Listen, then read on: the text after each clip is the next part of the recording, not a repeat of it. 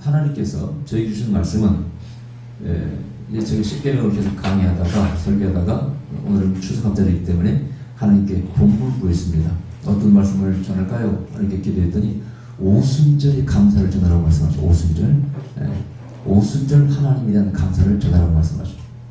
그래서 제가 그 본문을 이 레위기 23장을 정했습니다. 오늘 본문에 하나님께서 이스라엘 민족에게 너희들은 세 가지 절기를 꼭 지켜라고 말씀하고 있습니다. 이스라엘 민족이 1년에 꼭 3번 성전에까지 가서 예루살렘 성에까지 가서 제사를 지켜야 되는데 그게 무슨 절기 아시죠? 첫 번째가 6월절 혹은 맥추절, 아주 무교절이죠. 그 다음에 바로 맥추절 혹은 칠칠절 혹은 오순절이라고 하는 이 절기고, 그 다음에 가을 수상절, 이 세 가지를 의무적으로 지켜야 됩니다. 저 멀리서부터 아무리 멀리 흩어져 있어도 뭐 형편이 못 가는 수도 있겠지만, 그러나 신앙이 좋은 사람들은 저 멀리 저 아프리카에서도 혹은 유럽에서도 멀리서도 이 절기를 지켜러 올라오는 것입니다. 근데 올라온다는 것이 간단치가 않죠. 많은 시간을 소비하기도 하고 위험을 겪기도 하고, 또 하나는 오늘 이 맥추 감사절 혹은 오순절날 드리는 예물이 만만치가 않습니다. 여기 우리가 염소가 몇 마리요, 소소가 한 마리요, 오늘날 추수감사를 지키는 사람들이 다 엉터리를 지키고 있어요. 우리는 사실은 유래는 미국 교회에서 왔지만 실제로 성경으로 들어가서는 성경의 이 3대 절기와 우리가 지키는 추수감사절을 연결시켜서 즐기습니다. 그렇다면 우리가 드리는 추수감사절 감사한금, 이 모든 게 너무 빈약한 것이죠. 여러분들은 오늘 본문에 의거해서 내가 추수감사절 날 감사를 어떻게 할 것인가를 생각하시고 감사하시기 바랍니다. 진정으로 감사하는 날이 되어야 됩니다. 형식으로 감사한 날은 하나님께서 내가 그 감사를 받지 않는다 이렇게 말씀하십니다. 자, 기도할 때 하나님께서 척도해 주신 말씀이에요. 자, 그런데 오늘 하나님께서 이 오순절과 감사, 추수감사를 연결시켜서 말씀을 두 나라 말씀하시는데, 이 성경 오순절은 무슨 날입니까? 바로 6월절, 무교절, 이스라엘 민족이 애굽에서 나왔던 절기 있죠? 그걸 6월절이라고 하는 것이죠. 6월절은 뭡니까? 죽음의 사자가 바로 양의 피를, 염소의 피를 문설주에 바른 이스라엘 민족은 그 집은 건너갔다. 그리고 애굽 사람의 집에 갇혀 장자, 처음 난 장자를 죽였지 않습니까? 그 집을 죽음의 사자가, 천사가 건너갔다는 데서 6월절 절기가 만들어진 것이고, 거기서 나오면서 너무 급했기 때문에, 너무 바빴기 때문에 빵을 부풀릴, 누룩을 넣을 시간은, 부풀릴 시간이 없습니다. 그래서 누룩이 없는 빵을 만들어 먹었죠. 도망 나오면서 그것을 지키는 것이 바로 무교절의 절기입니다. 여기로부터 이제 바로 7 곱하기 1길이 7이죠. 77절이라고 그러죠. 그래서 7 곱하기 7은 49. 그 다음 날이 오순절. 오순이라는 한순이 열을 말하는 것이고, 오순은 51절을 말하는 것입니다. 그래서 그때를 지키는 게 오순절입니다. 근데 그 6월절 절기 때 그걸 초실절이라고, 초실절이라고 해요. 그때는 뭘 이렇게 추수하느냐? 보리를 추수하고요. 그 다음에 이 맥추절을 7절 때는 이제 밀을 추수하게 되어 있습니다. 그게 바로 이스라엘 절기입니다. 그래서 이스라엘 민족은 밭에서 곡식이 나면 절대 자신이 먼저 먹지 않습니다. 가지를 이삭을 잘라다가 그걸 하나님께 드립니다. 혹은 가루를 빻아서 또 떡을 해서 하나님께 드립니다. 뭐든지 처음 것은 누구의 것이라? 여호와의 것이라. 하나님께 드린 다음에 먹지, 자기가 절대 먼저 먹지 않습니다. 저는 옛날 예수 믿기 전에 그 시골에서, 그 시골의 권사님 지도자님들이, 예수 믿는 사람들이 뭐 감이 익으면 꼭 한번 먼저 홍지를 만들어가지고 손수건 있죠? 노인네들 몇 개를 묶어 이렇게 묶어 들고 가요. 또 뭐 밭에서 고구마를 캐면 또 몇 개를 묶고 가지고 갑니다. 우리는 그걸 많이 비난했습니다. 아이고, 저 목사 명기 살리려고 저 말하잖아요. 저 전부 다 목사 좋은 일 시킨다고 맨날 비난했거든요. 근데 그 권사님, 집사님들이 그 믿음을 잊지 않겠어요. 성경 말씀에 처음 난 것은 전부 여호와 것이라. 절대 우리가 먼저 먹어서는 안 되고, 하나님께 이삭가를 잘라가 바치고, 고운 소재를 만들어 떡을 만들어서 바치고, 양도 모두 다 그렇게 처음 난 것을 바치는, 그것이 이스라엘 종교의 신앙이었습니다. 성경의 신앙이었습니다. 여기서부터 출발하는 것입니다. 그리고 이 오순절 날을 말씀드린 바와 같이 그 밀을 수확해서 하나님께 바치고, 밀만 바치는 것이 아니라 여기 성격이고요. 번제의 의미와 소제의 의미, 속죄제의 의미, 화목제의 의미, 요제의 의미, 이런 의미가 다 담겨 있습니다. 때때는 죄를 씻기도 하고, 또 감사하기도 하고, 하나님 화목하기 위해서, 하나님 기쁘기 위해서 흔들면서 요새로 이런 드리는 의미가 이 유월절 절기에 다 담겨있고 우리가 드리는 예배 예물에도 다 담겨있습니다. 그런 마음을 마음에 생각하면서 이 절기를 맞이하시기 바랍니다. 그런데 이제 그 이상의 의미가 오순절에 담겨있어요. 여러분 아시다시피 오순절은 바로 이스라엘 민족이 시내산에서 하나님 말씀 토라를 받은 날입니다. 오순절날 그들은 토라 하나님의 율법을 받았다고 믿고 있습니다. 근데 놀라운 것은 바로 사도행전 2장에서 이제 오순절날 성령을 받았다고 되어 있습니다. 저 이스라엘 민족이 시내산에서 말씀을 받은 토라를 받은 그날과 신약에서 신약 백성이 오순절날 성전에서 성령을 받은 사건이 매치되어 있습니다. 여기에 무슨 의미가 있을까요? 놀라운 의미들이 있는 것입니다. 이스라엘 민족은 바로 시내산에서 말씀을 받은 그날 자기 민족이 국가가 만들어지고 또 자기들의 종교가 만들어졌다고 믿고 있습니다. 우리 모두는 그때 시내산에 있었다. 하나님 앞에 있었다. 그 영광 가운데 있었다. 그렇게 이스라엘 민족을 믿고 있는 것입니다. 거기서부터 이스라엘 국가가 만들어지고 시작이 되었지 않습니까? 신약교회의 생일을, 탄생일을 오순절로 정했죠. 오순절날을 바로 개신교나 신약교회의 탄생일을 우리가 믿고 있습니다. 왜? 오순절 성령을 받고 그들이 복음을 전하고 그때부터 바로 예수 그리스도를 전하는 바로 개신교가 혹은 신약교회가 만들어지는 것이죠. 근데 희한한 것은요, 같은 날이에요. 오순절날. 여기 놀라운 뜻이 있는 것입니다. 새로운 시작이 있습니다. 새로운 출발이 있습니다. 새로운 출발과 새로운 법과 새로운 사상과 새로운 목표가 새롭게 주어져요. 인류 역사에 전반기가 지나고 이제 후반기가 시작된 날이 바로 신약의 오순절날입니다. 할렐루야. 자, 그런데 하나님께서 주시는 말씀이 세 가지가 있어요. 오순절 절기와 더불어 세 가지를 감사하라 이렇게 말씀하셔요. 첫 번째가 뭐냐? 나를 만난 것을 감사하라 이렇게 말씀하셔요. 그런데 오순절과 딱 연결시키니까 딱 매치가 되네요. 여러분 오순절날 시내산에서 하나님 말씀 받은 날, 하나님을 만난 날이죠. 어떤 만남입니까? 이제까지 전설 속에 파묻혀 있던 여러분 신학을 공부해보면요, 하나님을 이스라엘 민족만 믿은 게 아닙니다. 여호와 하나님을 이스라엘 민족만 믿는 것도 아니에요. 여러분 성경에서 멜기세덱이라는 사람이 나오죠. 멜기세덱은 갑자기 튀어나와요. 갑자기 아브라함이 튀어나왔지 않습니까? 그리고 그는 여호와의 제사장이었습니다. 아브라함의 족속이 아닙니다. 멜기세덱은 어떻게 여호와 하나님을 알았을까요? 성경에 보면요, 여호와를 아는 사람들이 아브라함만이 아니에요.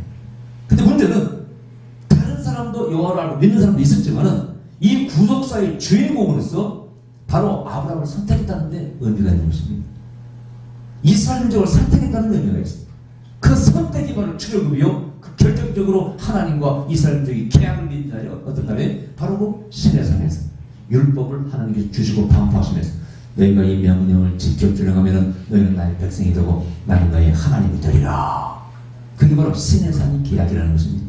근데 그 시내산의 불꽃과 영광과 화면과 나팔 소리 속에서 천둥 소리 가운데서 하나님이 이 땅에 내려오시고 이스라엘 민족을 이 우주의 역사 가운데 만나주시는 것입니다. 이 만남을 통해서 바로 이스라엘 민족이 탄생되는 거예요. 제가 그 창세기 강의에서 말씀드렸죠. 7일 안식일 날이 하나님께 대드렸다고 그랬죠. 왜?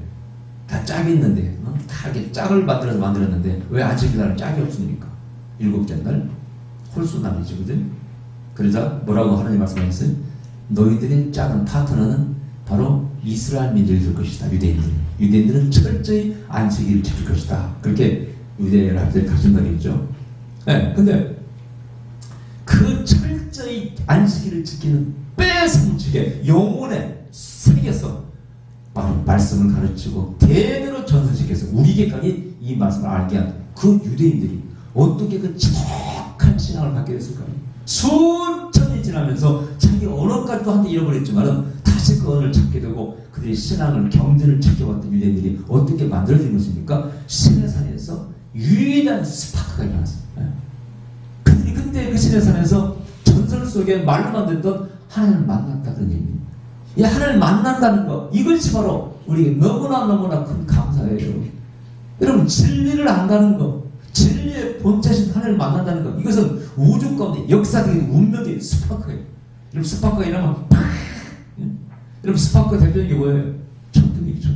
땅에서 올라오는 전기와 하늘에서 구름 가운데 전기가 팍 쳤을 때 꽉 하고 번개지지 않습니까? 여러분의 영혼 가운데 영혼의 스파크가 일어나야 돼요. 그것이 바로 하나님을 만나는 것입니다. 여러분들이 어떻게 하나님을 믿게 되었으며 진심으로 구원의 확신을 가지고 하나님의 존재를 믿게 된 어느 날 영혼의 스파크가 일어나는 그날 한번 회상해보세요. 생각해보세요. 그날이 복된 날입니다. 아멘. 그날이 복된 날이에요. 저는 우연히 하나님을 찾았어요. 양기하며 당 모여주고 별을 쳐다보면서 신은 존재할 거야. 우연히 생겼을 거는 좀 믿을 수가 없어. 이렇게 조밀한 세상이, 복잡한 세상의 우주가 어떻게 우연이 됐을까? 그건 믿을 수가 없어. 그리고 신을 찾아서 나가고, 신을 찾아서 교회 나가는 날이 영혼의 스파크가 일어나는 날은 아니었습니다. 어느 날 하나님을 정말 아버지로 부르고 그분을 창조하라 믿게 되고, 그 어느 날이 정말 저에게는 영혼의 스파크가 있었고, 그 영혼의 스파크가 작은 것, 큰 것, 작은 것 반복되면서 저를 계속 이끌어가고, 또 그것이 저를 좀 이끌어가고 있습니다. 할렐루야. 여러분 성경 보면은요, 베드로라는 인물이 어느 날 이제 갈릴리 바다에서 영혼의 스파크가 일어납니다. 고기가 저녁내 잡았으나 잡히지 않는 실망과 좌절의 어느 날 아침에 바로 그 갈릴리 바닷가에 와서 말씀을 전하시는 예수님을 봐. 그물을 다 씻습니다. 그물을 정리합니다. 그렇게 귀는 어디에 쏠려 있어요? 지금 바로 옆에서 배에서 말씀을 전하는 예수님 말씀 귀가 쏠려 있어요. 들으면서 막 배를 그물을 이렇게 씻는. 그런데 갑자기 예수님께서 말씀하다가 베드로를 부르는 겁니다. 깜짝 예? 베드로야, 거기 안 잡혔지? 예, 못 잡아서. 그러면 그물을 어디다? 깊은 곳에 쳐봐라. 무슨 말씀이세요?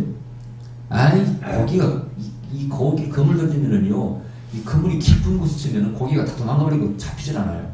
적당한 옆벽에 쳐야지, 이 가장자리 쳐야지. 깊은 곳에 치면은 그물 떨어지는 순간 다 도망가버리고 고기 잡아본 사람 다 합니다. 에이, 그래 안 돼. 베드로의 그런 경험이었습니다. 그러나 베드로가 뭐라고 하면, 내가 솔직히 잡아봤지만 안 잡혔고 그렇게 던져봤자 안 잡혔지만은 그러나 오늘 내가 은혜를 받았습니다. 말씀을 계속 들으면서 은혜를 받았습니다. 내가 주께서 말씀하시니까 내가 한번 순종해보겠습니다 하고 그물을 던지는 그날 전혀 잡히지 않은 그 고기가 다 숨어있다가 어디에? 그 가운데 다 몰려있다가 그냥 그물에 땡겨오는 거예요. 꽉!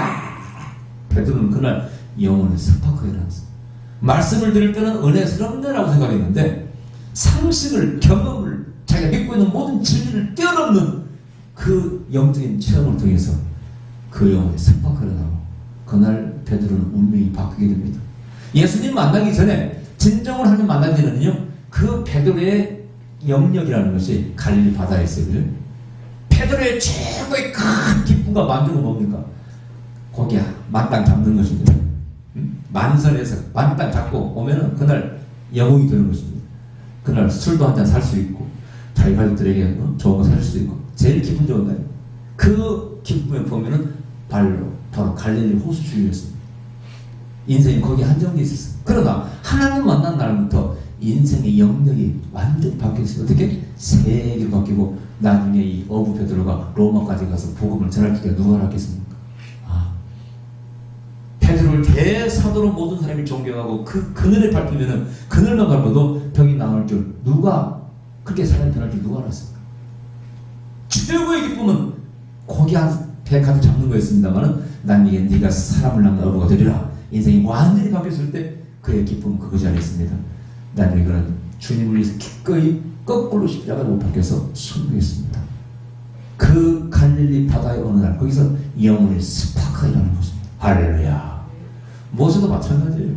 이런 모세가 처음에는요, 교육받은 것으로 자기 신념으로 자기 민족을 위해서 하나님을 살려고 노력했어요. 자기 동족을 위해서 막 하려고 했어요. 그것도 대단한 것이죠. 그러나 결국 살인하고 살인마가 되어서 쫓겨 도망갑니다. 그리고 인생을 아예 포기했습니다. 여러분, 광야에서 목자가 되어서 양을 친다는 것이 꼬질꼬질한 것입니다. 여러분, 우리가 생각하는 목가지인 것이 아니에요. 여러분, 목가지인 거 너무나 불화하지 마시기 바랍니다. 목자하는 사람들, 여러분, 그게 너무 화려하고 아름다운 것이 아닙니다. 그 양과 소가 잠자고는 묘안간에 가가지고요, 가서 똥치고 다 해야 됩니다. 여러분이요. 지금은 그 정도지. 그전에는요, 째찌한 옷에, 냄새나는 옷에, 빨지 않은 옷에, 막대는 들고요. 수염도 못 갖고요. 마른 빵 하나 들고 다니면서 양을 치고 그러니 목자입니다. 꼬질꼬질한 게 목자예요. 우리가 생각하는 목가된 삶이 아닙니다. 애고의 왕자가 차례 나왔지. 하나님 만났습니다. 시내산에서 호렙산에서 만났습니다. 영혼이 스파크랍니다. 그 지팡이를 던지고 그 다음에 손이 문득 일어나고 영적인 체험을 통해서 야 진짜 그동안 말로만 들었던 아브라함 하나님, 이삭 하나님, 야곱 할아버지 하나님과 만났구나. 그리고 그날 뭐가 주어집니까? 하나님이 준 사명이 그에게 떨어집니다. 너는 너희 민족을 구해나라. 이스라엘 민족도 마찬가지. 시내에서는 너희 나의 거룩한 백성, 제사장 백성이 되리라. 하나님 만나면 단순히 만나는 게 아니죠. 그 사람이 이제 운명과 같이 모든 게 바뀌게 되는 것이죠. 그리고 인생이 완전히 바뀌게 됩니다. 그리고 이제 인생이 새로운 인생을 살아요. 영역이 바뀌어요. 그래서 이스라엘 민족 데리고 나와서 가나안 땅에 이제 들어가게 이 모세가 만들지 않습니까?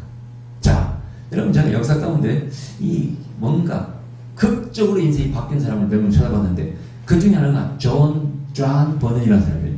영국 사람입니다. 1600년대 인물이에요. 근데 이 사람이 집이 가난했어요. 아버지가 뭐냐 땜쟁이 뭐 주전자 이렇게 양푼 떼우는 땜쟁이에요. 이 사람 지금 뭘까요? 당연히 땜쟁이죠. 앞에 땜쟁이니까. 무식해 공부도 못했습니다. 학교도 못 다녔어요. 그리고 욕을 잘했어요. 욕을. 술 좋아하고 도박 좋아하고 막 나쁜 짓 많이 하고 욕을 잘해요. 어느 동네를 걸어가는데 정신이 이상한 미친 사람이죠. 속된 말로 미친 사람이 있으니까 나 잘 걸렸다. 너 욕 좀 하는 거. 미친 사람을 상대로 막 욕을 했어요. 존 버넌이. 자기 습관대로 하는 거예요. 근데 어떤 아주머니가 지나가다가 젊은 여자가 보더니 그 욕을 듣고는 막 기함을 한 겁니다. 그러면 하는 말이 아휴 이 젊은이 우리 아들이나 동네 청년들이 자네를 친구로 사귀면은 다 못쓰겠네. 그렇게 욕을 하니 그러면서 막 한탄하고 지나가는 거예요. 그 말에 큰 충격을 받습니다. 존 버넌이. 그리고 존 버넌이 거기서 내 인생을 이렇게 살면 안 되겠다 생각하고 그때부터 신앙의 생활을 접어들어요. 성경을 읽습니다. 그러면서 성경 속에서 하나님을 만납니다. 성경 속에서 하나님을 만나고 인생이 이렇게 바뀌게 돼요. 나중에 은혜를 받고 난 뒤에 이 존 버넌이 설교가 돼요. 그 정신학교 아무것도 아닙니다. 성경을 몽땅 읽고 많이 읽고 그 다음에 인생이 바뀌어서 하나님의 영광에 살리라 복음을 전하면서 살리라 바뀐 다음에 설교하기 시작해요. 어디 설교하느냐? 설교 뭐 교회 자리 각다를 누가 허락해 주겠어요? 길거리에서 하는 거예요. 길거리에서 사람 만나면 하는 겁니다. 난 이 사람이요. 설교다 잡혀가지고 설교를 해서는 안 되는 이 사람은 청교도 어떤 그런 계획사를 가지고 있기 때문에 잡혀가지고 감방에 가요. 감방에 가서 노는이 거기서 글을 쓴 것이 유명한 철로역제라는 책이에요. 철로역죠. 바로 성도가 예수 믿는 성도가 어떻게 살면서 인생을 살면서 천당에 가는가를 기록한 책인데 성경 다음으로 만들었던 책이요. 영국에서는요. 근대 소설의 바로 효시입니다. 제가. 그리고 책을 60권 썼어요. 무식한 땜쟁이 이 존 버넌이 책을 60권을 씁니다. 인생이 완전히 바뀌는 거예요. 무식한 땜쟁이가 어떻게 영국 문학의 효시라고 하는 철학적인 책을 쓰고 책을 60권 씁니까? 이것은 바로 하나님 만난 어떤 영적인 스파크를 통해서 인생이 바뀌게 된 것입니다. 할렐루야. 여러분 하나님을 만난 것을 감사하시기 바랍니다. 여러분 늘 감사하고 살아야 돼요. 저도 마찬가지예요. 하나님 모르고 살던 삶과 하나님 알고 사는 사람은 완전히 바뀌었어요. 제가 우리 친구를 만나고 그런 얘기 나는 제가 대구제일교회 청년 2부에서 청년부 생활했지 않습니까?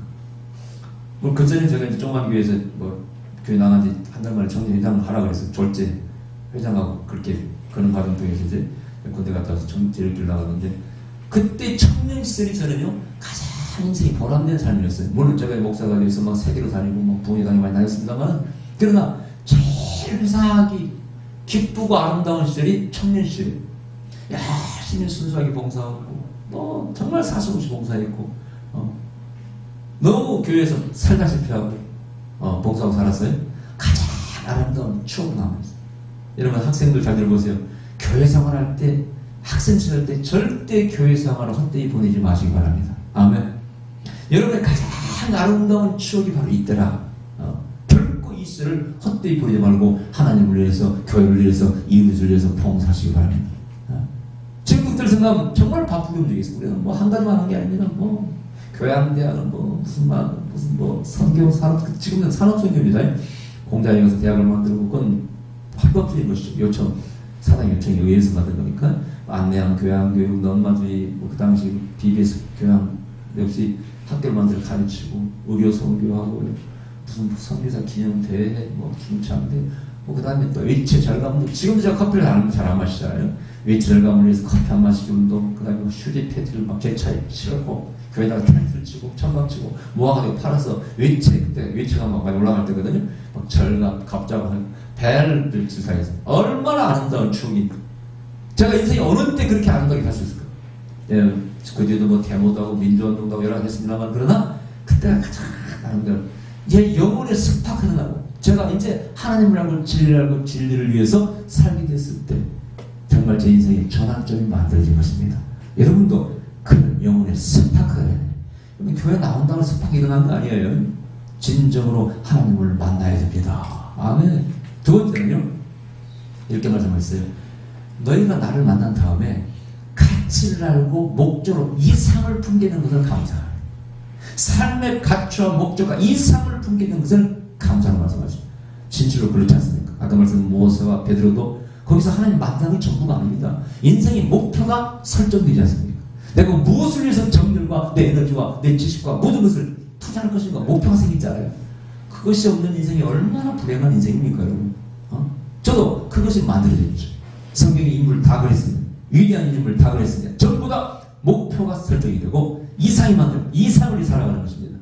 저희 역사 가운데 인물 가운데 미국의 조지 워싱턴 카버라는 땅콩 박사로 유명한 인물을 참 좋아합니다. 제가 그 거창고등학교 설립자인 전영찬 교장 선생님이 책을 읽었어요. 근데 그분을 예화로 설교를 많이 해서 강의를. 그분을 내가 많이 이렇게 인터넷 찾아보고 공부를 했는데 지금도 기억나는 분이 있어요. 이 조지 워싱턴 카버의 부모는 노예였습니다. KKK단에 죽임을 당했어요. 아시죠? KKK단, 그 백인 우월주의자들 죽임을 당했어요. 그리고 고아가 됐어요. 처음에 그 부모의 노예 주인이었던 사람이 키우다가 나중에 이제 나오게 되고요. 고아도 하게 됩니다. 남유학관에 가서 그 소들이 먹는, 말들이 먹는 건조더미에 잠을 자게 됩니다. 어느 날 학교 가는데 이 건조더미에 붙어가지고 머리 붙어가지고 학교를 가. 애들이 그걸 막 놀립니다. 고아를 사람입니다. 그러나 공부해서 대학을 하고 박사가 됩니다. 그가 뭘 연구했냐? 땅콩을 연구했어요. 땅콩. 그래서 미국의 남부에서 옛날에는 목화를 재배했잖아요. 근데 목화를 재배하면 땅이 황폐하게 돼요. 그러면 다 뽑아먹기 때문에. 난 목화가 안 됩니다. 심을 게 없어. 그때 이 조지 워싱턴 카버가 땅콩을 장려합니다. 땅콩은 땅을 비옥하기도 하고 또 소산도 나오기 때문에. 근데 이 조지 워싱턴 카버가 땅콩을 심으라고 막 고민하고 하니까 초창기에는 가격이 좋았어요. 돈을 벌었는데 너무 많이 땅콩을 심어가지고 한 해는 땅콩이 아니에요. 흔히 말하는 똥값이 되었습니다. 이제 그 원락이 다 누구한테 왔겠어요? 이 조지 워싱턴 카버에게 다 원망 들어. 당신이 땅콩을 심으라고 망했다. 조지 워싱턴 카버가요, 오늘 새벽에 기도하고 하면 하나님 저 망했습니다. 그런데 하나님은 왜 계시는 거예요 도대체? 이 문제는 왜 만드시는 거예요? 물었더니 하나님 문제 들거든. 야 워싱턴아, 너 임마 네 주제에 맞는 걸 질문해라. 뭐 그 거창한 질문하냐? 그러니까 이 워싱턴 박사가 그래요? 그럼 사람 왜 만들었어요? 물어서 하나님한테. 그랬더니 하나님 문제 들려. 지금도 너무 커. 네 주제에 너무 크다. 그러니까 또 이 워싱턴 카버가 뭘 부르서가요? 그럼 땅콩을 만들었어요. 제가 땅콩 심었어요. 망했지 않습니까? 그랬더니 그래 그게 딱 네 주제에 맞다. 너 지금부터 연구실에 가서 땅콩에서 연구해라. 내가 지혜를 줄 테니까. 그 음성을 듣고 자기 사무실에 들어갔어요. 문 앞에다가 딱 종이 하나 붙였어요. 면회중 딱 붙였어요. 면회중. 밥도 안 먹고 일주일간 일제 사람 출입금지. 누가 면회하고 있어요? 하나님과 면회하고 있어요. 면회중 딱 면회중 게 사절 아무도 오지 마셔 붙여놓고 땅콩에 대해서 팍 연구했어요. 이 조지 워싱턴 땅콩 박사가 땅콩에서 추천한 게 105가지입니다. 먹을 걸 만들어놓은 게 105가지, 식품 만드는 게, 또 다른 상품 만드는 게 200가지를 만들어요. 그래가지고 그 땅콩 때문에 남부 농민들이요 부자가 됐어요. 미국 역사 가운데 최초로 존경받은 흑인이 조지 워싱턴 카버예요. 마르틴 루터 킹 목사는요, 흑인들은 존경했지만 백인들이 싫어했잖아요. 흑인, 백인 막론하고 모두가 존경했던 사람이 조지 워싱턴 카버 박사였어요. 근데 그 사람은요, 자기가 만든 모든 그 개발한 거 있죠, 발명한 거, 이론도 특허권을 받지 않았어요. 전부 다 농민들에게 그냥 공짜로 줬어요. 그리고 나중에는요, 차를 갖고 다니면서, 말을 타고 다니면서 시골에 저 배우지 못한 학생들에게 달려가서 찾아가서 그들을 가르치는 교육에 또 인생을 투자합니다. 또 농사짓는 다 가르칩니다. 최초로 미국의 흑인받는 존경받는 흑인이 바로 조지 워싱턴 카버였어요. 부모도 없이 고아로 살았습니다. 오직 하나님만 섬겼어요. 인생의 삶의 목표와 가치, 이상을 우리는 하나님으로 품게 돼. 그게 바로 토라, 하나님의 말씀입니다. 너희는 나의 거룩한 대제사장이 될 것이다. 제사장 민족이 될 것이다. 아멘. 너희는 나의 택한 백성이요 거룩한 제사장이라. 할렐루야. 하나님의 자녀가 되는 순간, 하나님 만나는 순간, 말씀을 알게 되는 순간 우리 인생의 목표와 가치를 알게 됩니다. 그 다음에 이상을 품게 됩니다. 비전을 갖게 된다. 그러니 이것을 감사하라 말씀하십니다. 할렐루야. 저에게도 비전을 주신 하나님께 감사합니다. 항상 세계로 나가리라. 영어를 공부하고 보니까 영어 강사도 되고 통역도 하게 되고 모든 것, 또 부흥사, 교수 모든 걸 하게 되잖아요. 전부 다 여기서 하나님이라는 초점을 향해서 나아가다 생긴 부산물입니다. 그 카버가, 워싱턴 카버가 땅콩 연구하다가 105가지 200개 물건을 만든 것처럼 하나님을 향해서 그분의 영광을 위해서 살다 보니까 부산물들이 생겨요. 그걸로 먹고 삽니다. 할렐루야. 아멘. 목표와 가치를 하시고 이상을 품게 하시는 하나님께 감사하십시다. 여러분, 일본에 하천부원이라고 가가와도이코라고 제가 젊었을 때 그분의 책을 읽었습니다만 그분이 사생아로 태어났어요. 사생아입니다. 그래서 폐결이 걸렸어요. 다 죽게 되었습니다. 그러다 그가 하나님을 믿게 됩니다. 하나님을 알게 돼요. 여러분, 사생아라는 게 우리도 안 하고 마찬가지로 일본도 마찬가지로 못 받지 않습니까? 옛날에는. 지금 말 안 하니까 모르고 그렇지만 근데 다 죽게 된 인간이 좌절하고 절망감에 빠진 인간이 예수님을 알게 되고 하나님을 알게 되어서 그 사랑을 전하고 실천하는 삶을 살게 돼요. 나중에 아시아의 성자가 돼요. 뭐 세계적인 성자가 돼요. 어떻게 했으면은 2차 세계대전에 일본이 패했죠. 그때 전비보상금, 전쟁에서 진 나라는 전쟁을 일으킨 절값을 쳐야 돼. 보상을 해야 돼. 그걸 크게 요구하라고 중국에서 암이 막 일어났을 때, 그때 장기석 총통의 부인이 그 이름이 송도죠. 그분이 크리스찬이었어요. 일본에는 그들이 지은 전쟁은 믿고 그지만은 가가와도에 있고 한참 동안 선생이 일본에 있기 때문에 한참 동안에 일본에 있기 때문에 용서합시다 하고 용서했다고. 그리고 전비를 안 받겠다. 한 사람이 민족을 구원. 여러분들 사선을 넘은 사람 책을 집에서 읽으시기 바랍니다. 그분의 나중에 몸 파는 여인, 술집 여인, 일본 사회의 가난한 사람들을 위해서 일생을 헌신했던 하천풍원 선생의 삶이 잘 기록되어 있습니다. 그분은 어떻게 마음을 바꾸고 계시면고 인생을 새롭게 하게 됩니까? 하나님 만난다는 그런 것입니다. 먼저 스파크가 절대자 천주를 만나고 그 다음에 인생의 목표를 다 설정하고 이상을 품게 되고 그것을 달려가는 것입니다. 아멘. 그것에 대해서 감사하시라. 그것이 없는 분은 이제 만드셔야지. 하나님 만나야지. 아멘. 세 번째는 하나님께서 내가 너희를 항상 함께하고 지켜주시기에 감사하라. 이런 오순절의 의미가 그런 겁니다. 오순절을 아까 그 의미와 목적 가진 것도 오순절을 생명 받고 제자들이 복음을 전하게 되잖아요. 완전히 그 스파크가 일어나면서 오순절날 인생이 바뀌게 되죠. 이스라엘도 마찬가지입니다. 세 번째는 성령이 보는 거예요. 성령은 함께 하시는 영화예요.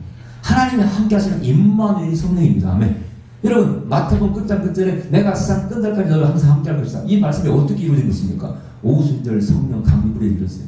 요한복음 14장에서 성령이 보혜성령이 내가 너희에게 보혜사를 줄 텐데 이 보혜사가 너희를 곁에서 너희 안에서 항상 함께 있으며 너희를 도울 것이다. 요한복음 14장에서 역시 주님께서 말씀하셨는데 이 말씀이 어떻게 이루어진 것입니까? 누가복음 14장에서 너희가 능력이 입혀올 때까지 이 성이 요하라.